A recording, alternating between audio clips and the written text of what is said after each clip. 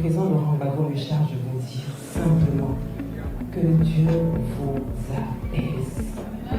Que Dieu vous apaise. Que Dieu vous apaise. Vous voyez,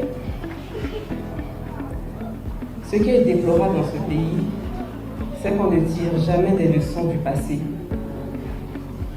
C'est toujours les élections mal gérées qui créent des problèmes à la Côte d'Ivoire. Mais nous ne sommes pas une rencontre politique. Je vois que bientôt, il y aura encore des élections législatives. Et on est pressé. Pourquoi? On va où? On ne règle jamais les problèmes.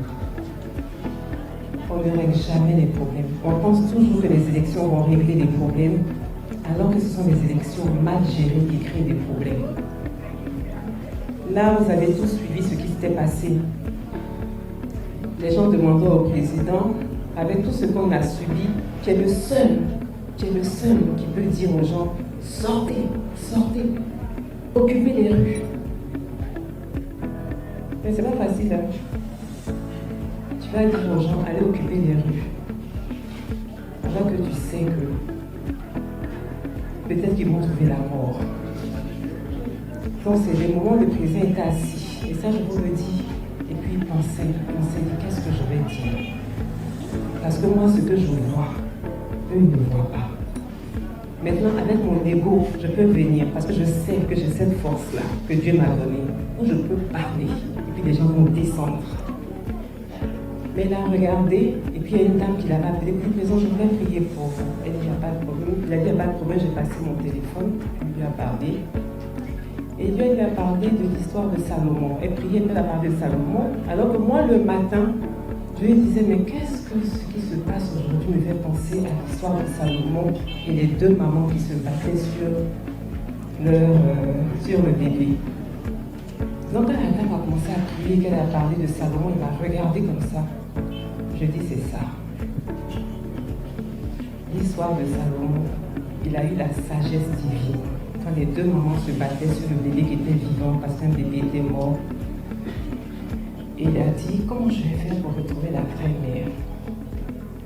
Et c'est là qu'il a dit, bon, on va couper le bébé. Et puis chacune prendra un bébé.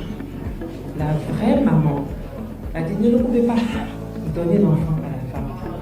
La femme a dit l'enfant à la femme. Elle a dit, coupe le bébé. Salomon, sage comme il est, il a dit, redonner l'enfant à la femme.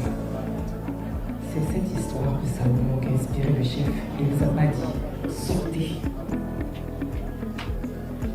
Parce que vous êtes ces gens. Et quand quelque chose est pour toi, là, tu ne sacrifies pas ça. Et c'est parce qu'on ne sacrifie pas ce qui t'appartient qu'il a dit aussi, quand j'étais partie à pied, il dit, il faut leur dire que moi je suis un historien. Le génocide rwandais a commencé parce que les gens se qualifiaient de cafards et autres. On en rit aujourd'hui. On peut voir un militant des moutons là. Mais le mouton, on l'immole. C'est un sacrifice. C'était le sacrifice d'Abraham. On a des chiens. Mais les chiens, on l'a pas. On devient ce qu'on pense. À force de se répéter ces mots-là, c'est ce qui nous emmène à nous traiter de cette manière-là.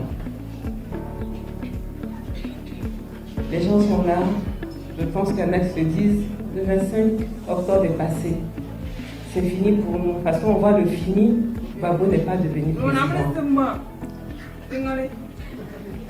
Parce qu'on se dira, Gbagbo n'est pas devenu président. Mais Gbagbo ne court pas derrière un poste présidentiel, il a déjà été président.